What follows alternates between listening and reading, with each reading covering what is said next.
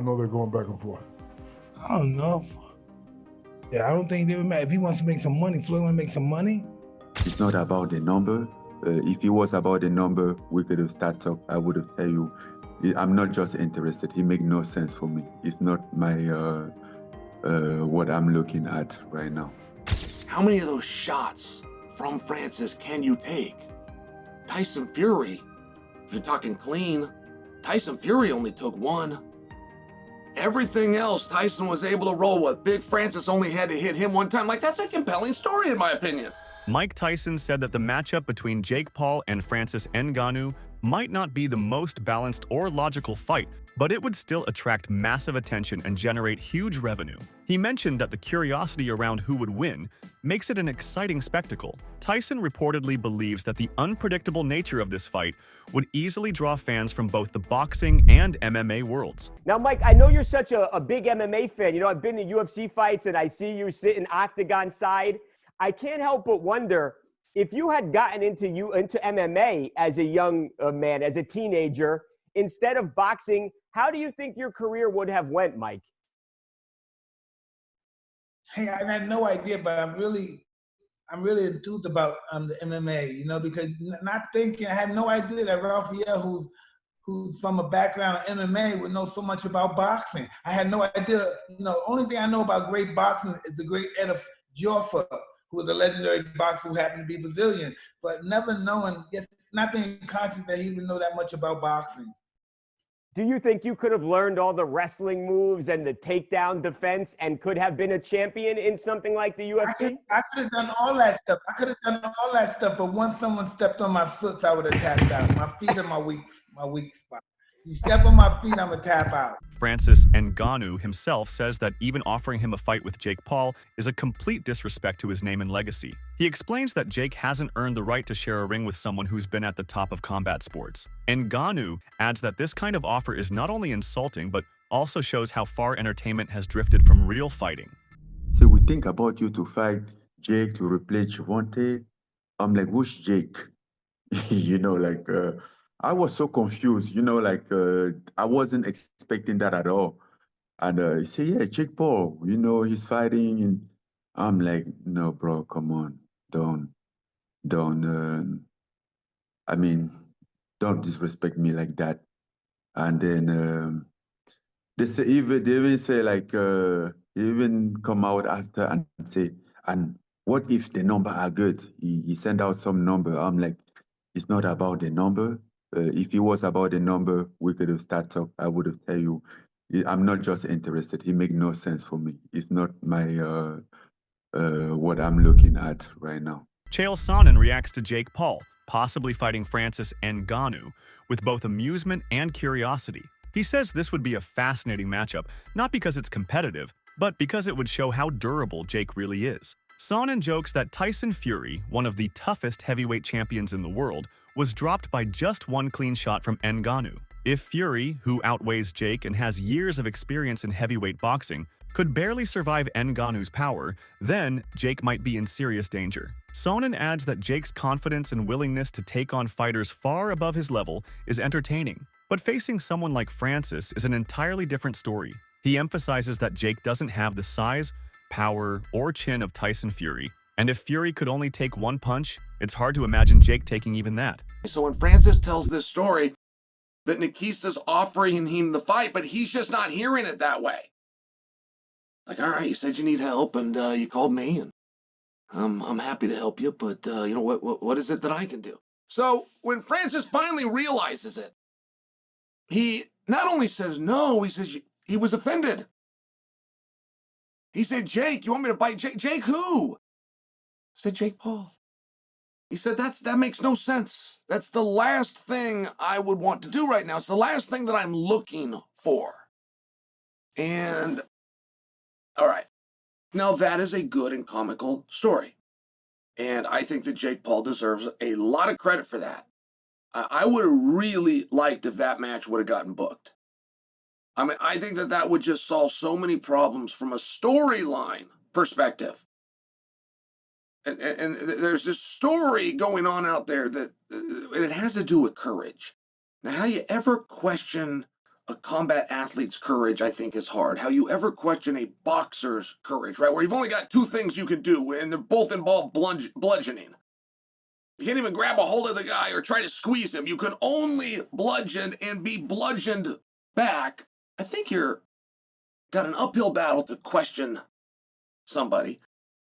But they have been very effective in doing just that to Jake. Hey, you start with this NBA guy, and then even those MMA guys, they're not boxers. And then when you got around to the boxers, but they weren't current boxers. Then when you get around to the current boxers, they're not big enough boxers. And I just loved it. When I heard that Francis Ngannou might be going against Jake, I loved it. I mean, what's that going to look like? How many of those shots from Francis can you take? Tyson Fury, if you're talking clean, Tyson Fury only took one.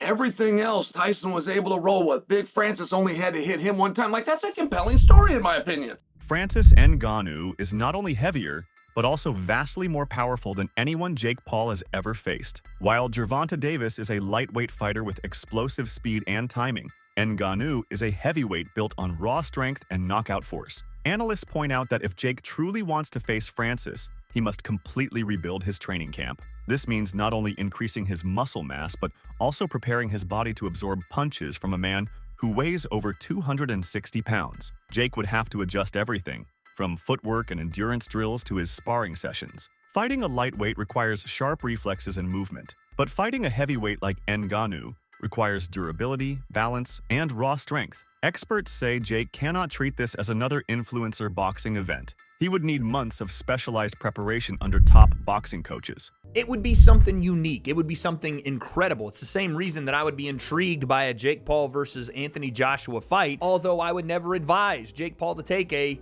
Anthony Joshua fight. I wouldn't advise him to take a Francis Ngannou fight either, because as much as Anthony is far better, which we saw when they actually fought, Joshua slept Francis Ngannou quicker than me after 2 melatonin. I mean, it was quick, fast, in a hurry, completely dominant. But we also saw Francis Ngannou go toe-to-toe with the heavyweight champion of the world at that time. Yes, he was out of shape. We understand that. But Tyson Fury on that night got the shock of his life when Francis Ngannou not only went toe-to-toe, but put him down and danced on him. To this day, I think that fight could have gone Francis's way. Point being, there are levels to this shit.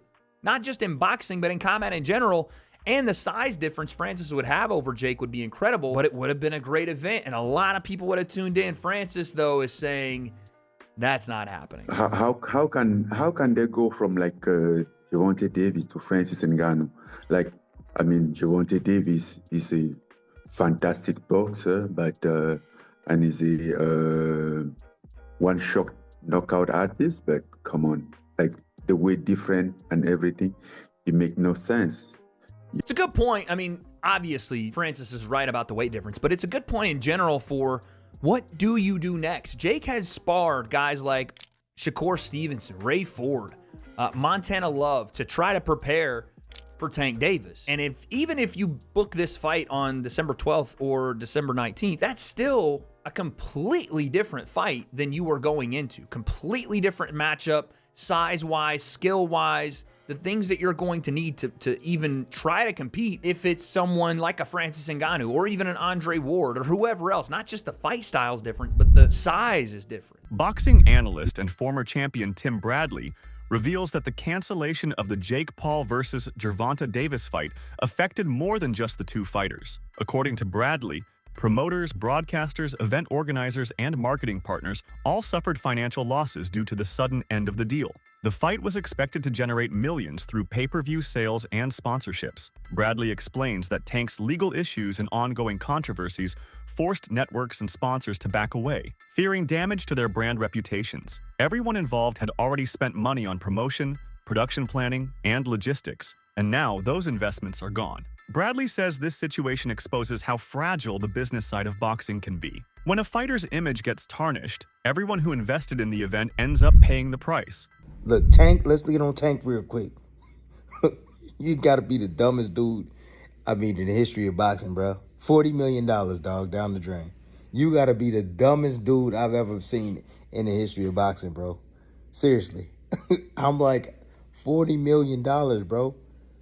Wealth. Literally wealth, bro. Going down the drain. I don't understand it. I can't make the. I don't understand it. But I'll tell you this. You know, MVP promotions, whatever the hell y'all call it, most valuable promotions, shit, more like rookie promotions. Yeah, more like rookie promotions. You didn't know what you were dealing with. You had no clue. This has always been down Tank's alley, man. Now, let me just say one thing. You know, you innocent until proven guilty. Ain't no charges been pending on Tank at all. You know, but I'm just saying, this has always came up within the last few fights of Tank's career. Yeah, it has. And MVP, more like RP, rookie promotions, yeah, y'all should have had a backup plan. You should have had a backup fighter. Yup. You live and you learn. Oh, absolutely.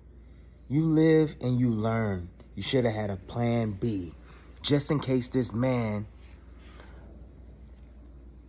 Tank Davis, don't show up. Yeah. That's what you should have done. Now you're looking like idiots. You know, I heard through the grapevine the joint wasn't even selling. Yeah, because everybody's tired of your bull crap, Jake Paul. Yeah, everybody's tired of that. Wasn't nobody supporting that, man.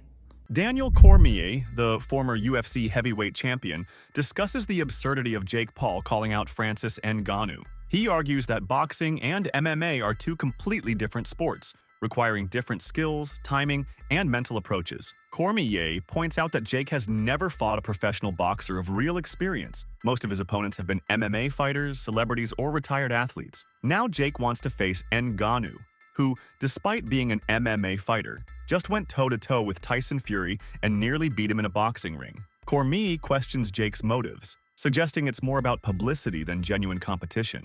He adds that Jake underestimates what it takes to fight a heavyweight who can punch through gloves. In MMA, Ngannou's power is legendary, but in boxing, it becomes even more concentrated. Cormier warns that if Jake enters the ring with Francis without understanding the difference between MMA striking and boxing defense, it could be a very short night for him. Right? Boxing is much different than mixed martial arts. The target audience might be the same, but the demographics different. The places where people are brought up are different. There's bigger entourages in boxing. It's just a different world in boxing. We've known that from the very beginning. We know that Gervonta Davis was not going to just play to Jake Paul's rules. I still don't know exactly why this thing is falling apart, but it is falling apart bad. It is bursting at the seams. We are almost exactly where we should have never started. This should have never gotten started, but it did. But we are almost now exactly where we need to be in the fight, and that's it being off. It being off. So, the CEO of Most Valuable Productions is a guy named Nikisa Badarian. He said, our team has worked closely with all parties to navigate the situation responsibly. While we will not be moving forward with this event, our plan still remains for Jake to headline on Netflix in 2025. Details regarding a new date, location, a new opponent, and additional bouts will be shared as soon as they are finalized. So, Gervonta Davis is out of the fight. Like I said, guys, we honestly should have never had a fight. We should have never had that fight even on the docket, but it was happening. You knew it had potential to be a nightmare. It turned out to be exactly what we thought it was going to be. MVP Promotions and Netflix have confirmed that the upcoming Jake Paul versus Gervonta Davis fight has been officially canceled. While the Netflix event will still take place, the main event will feature a new opponent for Jake. Ariel Helwani comments that Netflix made a responsible and ethical decision by dropping Tank from the lineup. He says the streaming platform cannot promote a fighter who is currently facing multiple accusations of misconduct and mistreatment of women. Helwani explains that such controversies could have damaged the reputation of Netflix's first major boxing event. Instead, by exploring alternatives like Ngannou or Garcia, MVP and Netflix aim to maintain the hype without endorsing problematic behavior. The cancellation is a blow to both Tank's career and reputation, as it suggests major organizations no longer want to be associated with his image until his legal matters are resolved. 9:30, 10 or so. Most Valuable Promotions, the promotion co-founded by Jake Paul and Nikisa Badarian, posted this on social media. They posted that they were officially canceling the fight, saying Most Valuable Promotions immediately initiated an investigation. No, I had the wrong one. Okay, I'm reading this one. Most Valuable Promotions and Netflix have announced that Jake Paul versus Gervonta Davis, the one I was reading was the one from late last week, originally scheduled for Friday, November 14th at the Cancellation Center in Miami, Florida, will no longer be moving forward. Quote, our team has worked closely with all parties to navigate this situation responsibly, said Nikisa Badarian, CEO of MVP.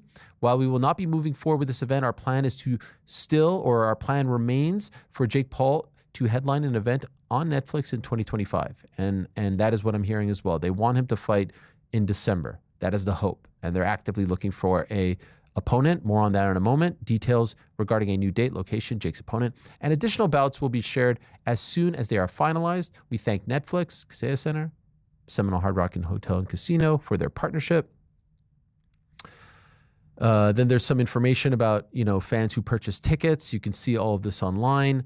I did speak to Nikisa briefly, and I've seen some people say like, hey, and this was his take. Like, I asked him two questions, basically, like, did this have anything to do with the ticket sales? He said this was going to be a very, very successful event for them financially. And the other thing was like, Tank Davis has a checkered past. He had a checkered past when this fight was made. What changed? Well, obviously, two incidents, allegations, lawsuit. Since the fight was announced, they at the time felt like this was an opportunity for people to learn about who Tank Davis is, for him to show the world that he was a changed man, all this stuff and more. And that didn't happen, and they felt like they had to cancel the event. For the record, I feel like this was 100% the right call. You can't be a promotion that is so heavily invested in women's boxing and work with a guy who has allegations and lawsuits pending like Tank Davis does. A growing question within the boxing community is why Gervonta Davis and his management remain silent regarding the serious allegations made against him. Analysts argue that silence often gives the impression of guilt or avoidance. If Tank truly believes he's innocent, he or his legal representatives should have released a statement addressing the accusations directly. This silence has only fueled public skepticism and caused sponsors to withdraw support. Commentators suggest that Tank's hesitation may be due to ongoing legal processes or advice from his lawyers to avoid media discussions. However, this lack of transparency has damaged his reputation severely. Fans who once supported him are now questioning his integrity, and major networks are distancing themselves. This situation highlights how crucial public image is in the entertainment-driven world of boxing. Even without proof, perception can destroy opportunities, as seen with the canceled Jake Paul fight. She said, and it's really she said, because as of me recording the video, I haven't even heard Tank or his team respond to these said allegations, right? And some people will say, oh, but he has these allegations in the past. The last time I checked, we have Miranda rights. They say guilty, they say innocent until proven guilty, but we know, especially for black men in America, it's really the opposite. For most people, but definitely black people, right? It's guilty until proven innocent. Like, you have to prove that you didn't do what's being leveraged again. And this is not copping pleas for Gervonta Davis. This is merely the truth, right? These are allegations. And from a business perspective, I understand, and I've told you in the past, companies, big corporations and companies, S-corps and big companies that are worth billions and trillions like Netflix, they are not trying to get their hands dirty. There's no one person that is perhaps big enough for them to ultimately mess up their money and basically allow a snowball effect in what they got going, right? They're not going for that. They're not going for that at all. Brendan Schaub reacts to Jake Paul's challenge to Francis Ngannou and calls it a circus act. He believes the matchup is even more unrealistic than the canceled Tank versus Jake fight. Schaub says that while Jake thrives on creating spectacle, this one might go too far. Ngannou is one of the most dangerous men on the planet, known for ending fights in seconds. Putting him against a YouTuber-turned-boxer, Schaub argues, turns the sport into pure entertainment rather than competition. He compares it to a mismatch designed solely for clicks and pay-per-view sales. Schaub acknowledges Jake's hustle and business mindset, but insists that some fights simply shouldn't happen for safety reasons. In his view, Ngannou's power is too much for Jake, and the event would be a one-sided showcase rather than a real sporting contest. Mayweather versus Pacquiao, Part 2. Hate it. It's like actually in the works. Hate it. 2026, okay. And Jake Paul's looking for a new opponent for Gervonta Davis, right? Yep. Gervonta Davis, dude, bud. Quit getting in fucking trouble, dude. How many times? You ever look at his rap sheet? What the fuck, dude? He sent an offer to Ryan Garcia. That'd be interesting. God, who the fuck's going to take that on about a week's notice? Might be 2 weeks. Is it the 12th? So it's supposed to be the 14th. Today's the 3rd. You have 11 days. To find replacement, I've canceled Francis and Nate Diaz are two of the number. Francis? That'd be ridiculous, obviously. That would be awesome. The Nate Diaz would eat shit on there. They've already fought, and it still didn't do great. I mean, if Nate wants to get paid, get your bag, dog. I get it. Francis would be fucking wild. Oh, it says other names are Ryan Garcia. I could see him doing it. Terrence Crawford? No way. Francis is my. I'd love to see Francis Jake. If that bad boy's an actual boxing match, take my money. That's it for today's video. Stay tuned until next time.